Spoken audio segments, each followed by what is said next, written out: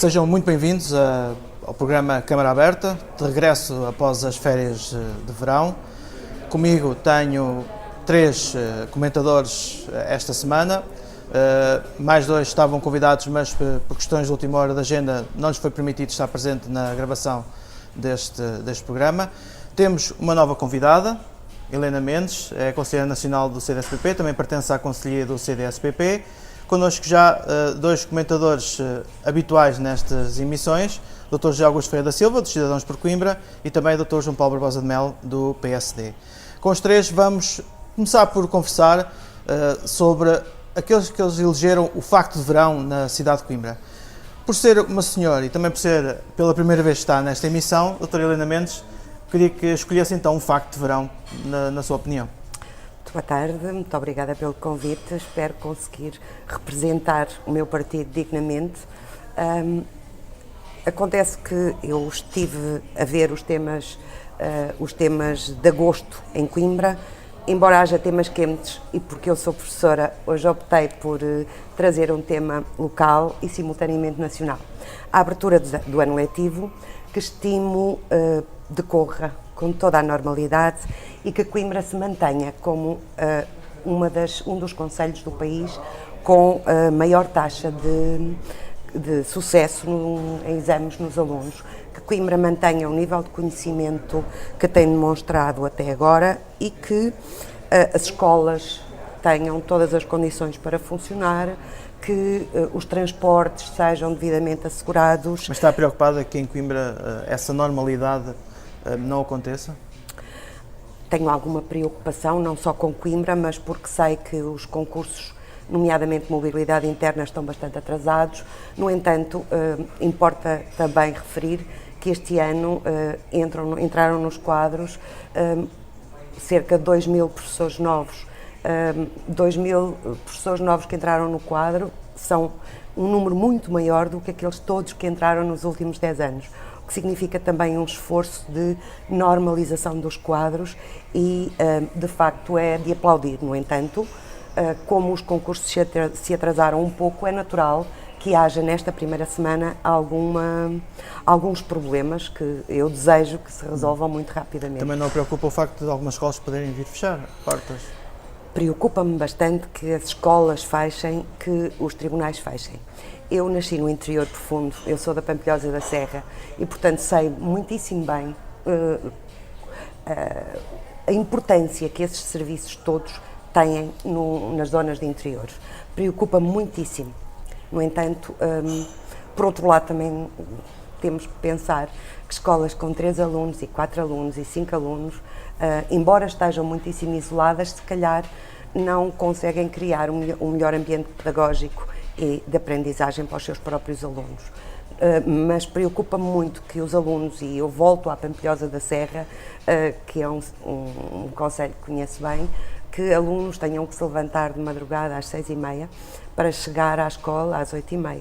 Isso preocupa-me, obviamente, muito. E depois já para não falar na hora que chegam a casa também. Claro, porque aí as escolas têm que ter outro tipo de organização, porque os alunos já não podem levar trabalhos para casa, não, à hora que chegam não têm qualquer condição já de os realizar corretamente.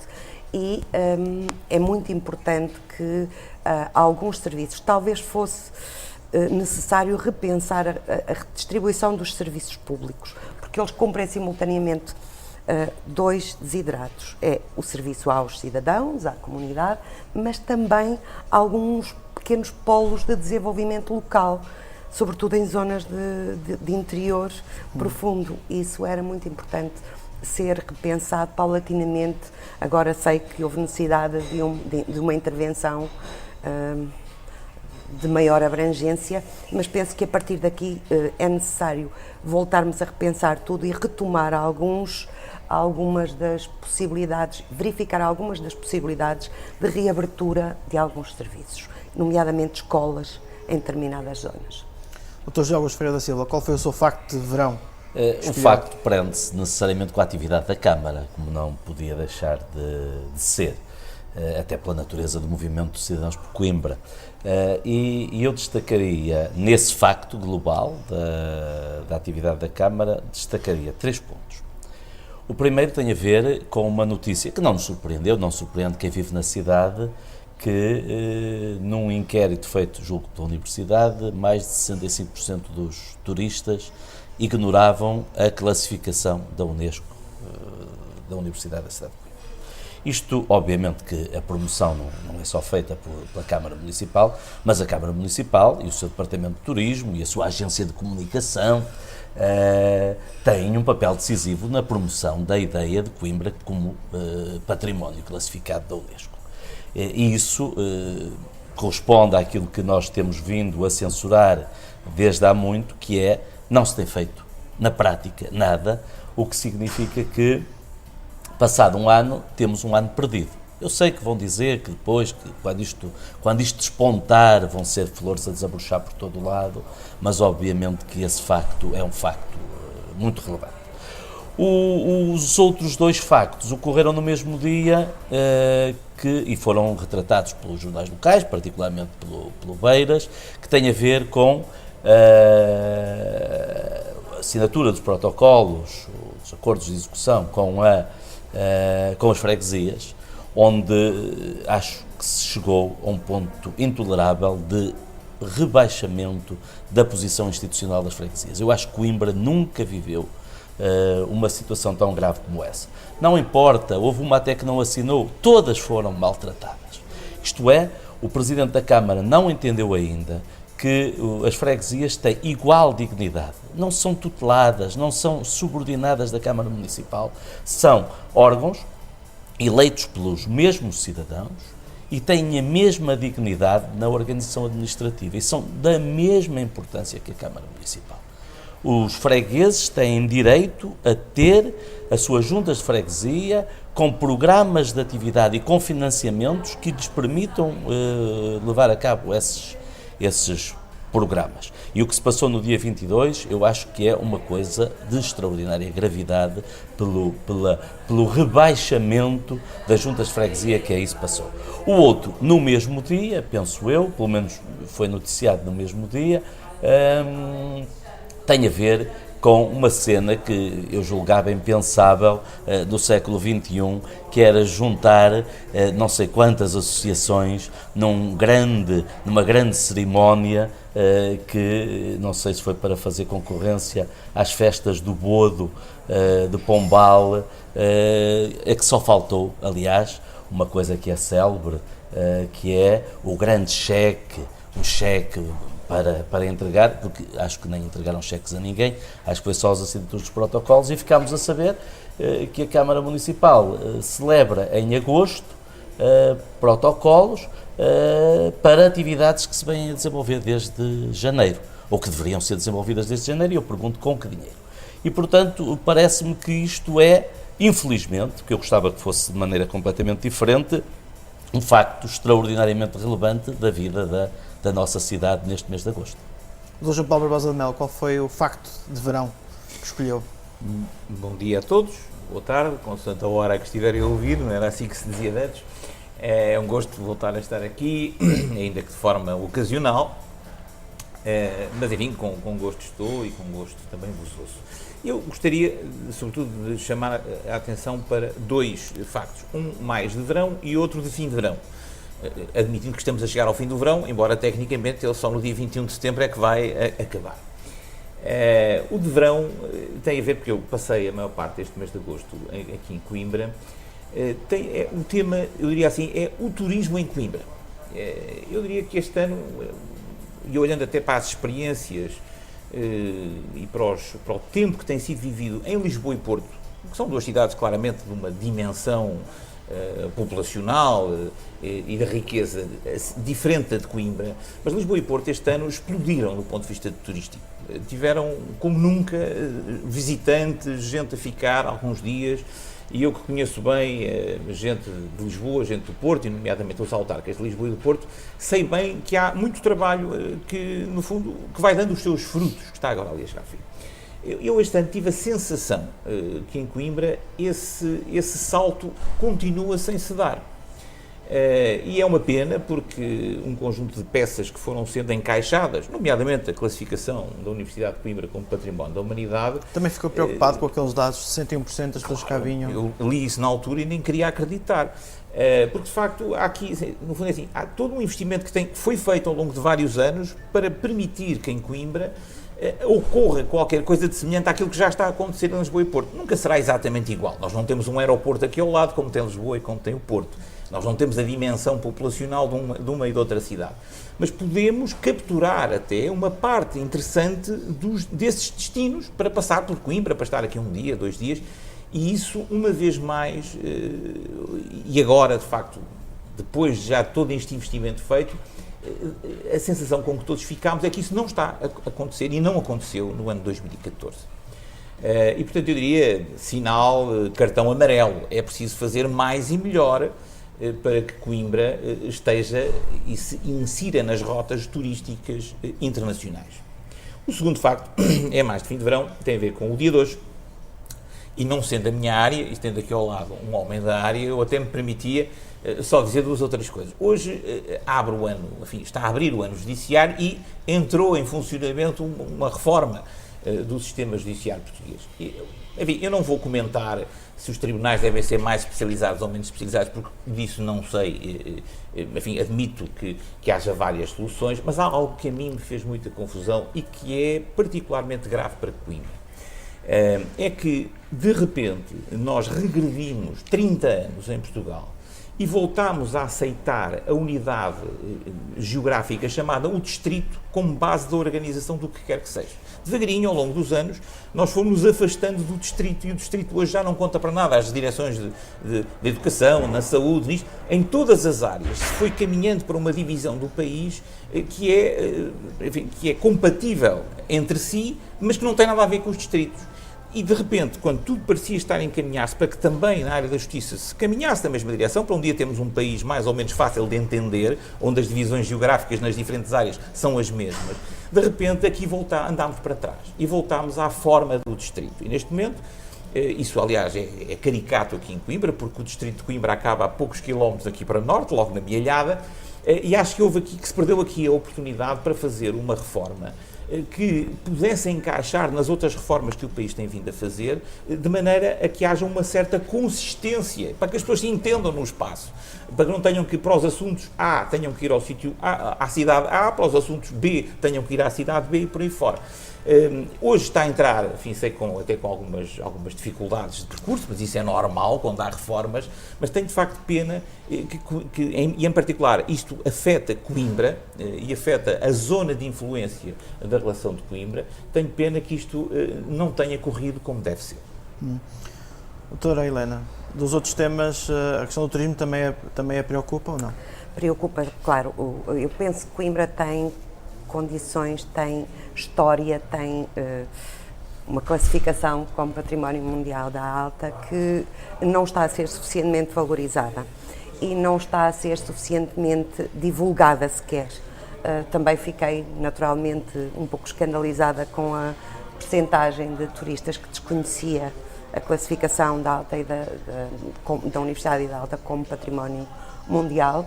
E verifico, eu passo muitas horas, algum tempo, ali na zona de Santa Clara e há muitíssimos turistas a perguntarem onde é que é a universidade, tentarem até encontrar o caminho para lá. Portanto, há aqui muito a fazer nessa área.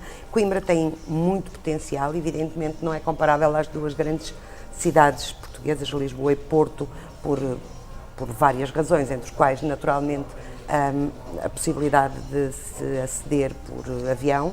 De qualquer das maneiras, tem muitíssimos outros atrativos, a nível até estudantil, histórico.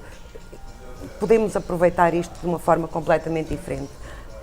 Naturalmente, acho que se deve fazer bastante mais, bastante melhor e, sobretudo, muito depressa. Sob pena de se perder este elan todo que foi criado com a classificação. Porque, entretanto, morreu quase, já abre-se um jornal, já não se diz nada, acho que é preciso aqui dar um abanão qualquer para que Coimbra volte a ser notícia. Dr. José Augusto Ferreira da Silva, os tribunais são um assunto que lhe é também muito caro. particularmente caro. Aliás, ainda há pouco tempo escrevi no Beiras, exatamente, um artigo de opinião acerca desta reforma e é pena, eu ouvi com todo o interesse e até agrado pela posição do Dr. João Paulo Barbosa de Melo, mas é pena que dentro do PSD não tenha havido essa capacidade de influência no sentido de mostrar à Ministra que isto é uma reforma completamente disparatada. Disparatada em muitos aspectos. Um deles é esse, exatamente, que eu salientava nesse artigo, exatamente, precisamente, que é o de se voltar aos distritos. Isto não faz sentido nenhum. Para nosso gáudio, e certamente agradou muito à Troika, que nós tínhamos diminuído de 260 e tal comarcas para 23 comarcas. Isso pode enganar os incautos. Comarcas não, supercomarcas. Supercomarcas, claro. Mas é verdade que isso não é exatamente assim. Não fazia sentido, obviamente, que fosse exatamente assim. Agora, fez-se uma estrutura, de facto, centralizada, que não vai funcionar. Quer dizer, não há nada a fazer.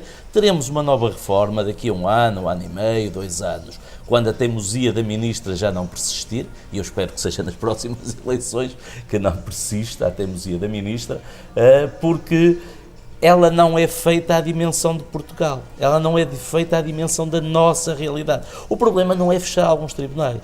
Eu ouvi sempre falar muito nisso, eu acho que isso é uma coisa absolutamente menor. O problema é criar estruturas que não têm nada a ver com a nossa realidade social. E depois em Coimbra com uma agravante muito grande, que é faço uma grande estrutura judicial, mas depois não há espaços para essa estrutura judicial. É o Tribunal de Trabalho, que nós conhecemos todas as condições, eu particularmente conheço muito bem as condições. É o Tribunal de Família que estamos a ver daqui, que ainda está em obras, e que mesmo com as obras que podem ser introduzidas não vai melhorar, mas é pior ainda. É o Tribunal de Instrução Criminal também. É o Tribunal de Instrução Criminal, que é um caos, e que agora vai ter 3 juízes, penso eu, não sei como é que eles lá se vão entender, mas pior é que as execuções foram para Sor, que não tem nenhuma condições para ter lá as execuções, e o Tribunal de Comércio, com 3 juízes, foi para Montemor Velho, e eu pergunto onde é que eles os vão meter também. Isto é, Coimbra, que é essa tal supercomarca, é uma comarca que não tem as mínimas condições.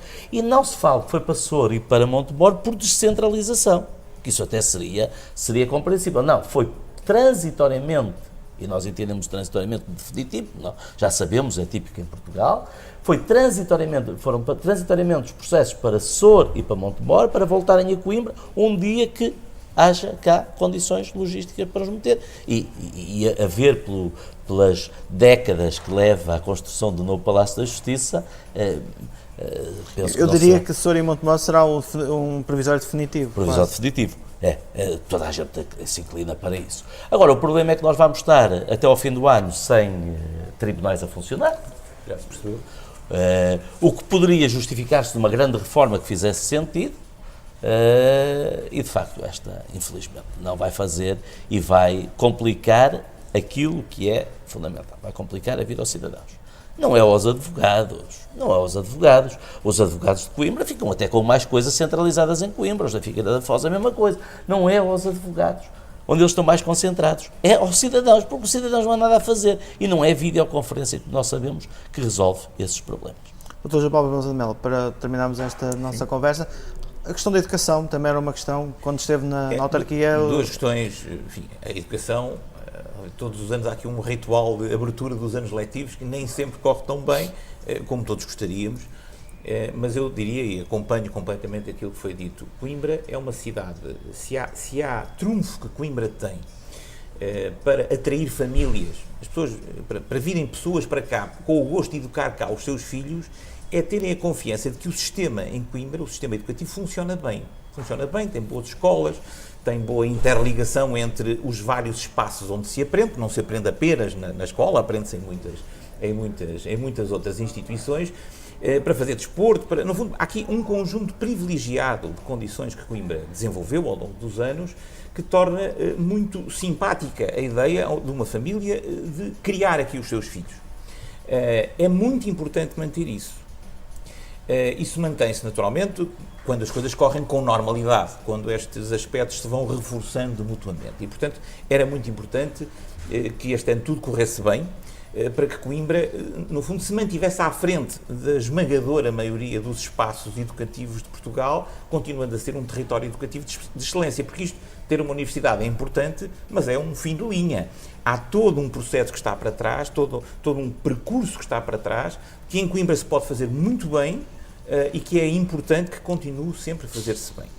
Não posso também deixar, porque isso foi referido e também, e bem, eu não quis foi falar do mesmo assunto, de facto eu julgo que no dia 22 de agosto, com aquela confusão entre Câmara e juntas de freguesia, chegámos, eu diria, ao grau zero da relação institucional entre órgãos políticos no nosso município. Isto também não prenuncia nada de bom, este tipo de confusões. Devagarinho, e ao longo do último ano, as juntas de freguesia têm vindo a ser estranguladas do ponto de vista financeiro, primeiro, para depois as ter disponíveis para qualquer coisa. Porque, de facto, quem está aflito, porque não tem dinheiro para pagar as contas no dia a seguir, às tantas dispõe-se a tudo. E, de facto, este processo de devagarinho ir secando as juntas de freguesia, para depois, na hora, e neste caso foi no dia 22 de agosto, tentar dar-lhes a estocada final, não é digno dos pergaminhos democráticos que a nossa cidade sempre teve. Muito bem. Relembro que estavam prevista a presença de mais dois convidados nesta emissão do Câmara Aberta. Era o Dr. Francisco Queiroz, vereador da CDU, em representação, neste caso, desta coligação, e também de Rui Duarte, o presidente da Conselhia do Partido Socialista. Os dois, à última da hora, declinaram essa possibilidade de estarem presentes na emissão.